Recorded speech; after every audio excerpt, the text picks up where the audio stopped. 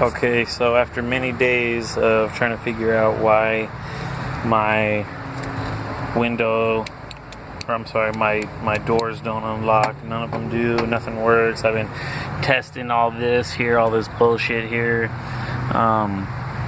and basically I saw another video of another guy who came up in here and was taking out that rubber boot or your wiring harness. So I followed it, popped it off right here, and bam, almost every wire, it looks like it's disconnected, corroded.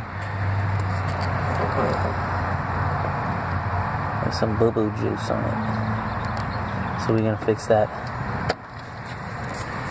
Stay tuned. CRV 1997.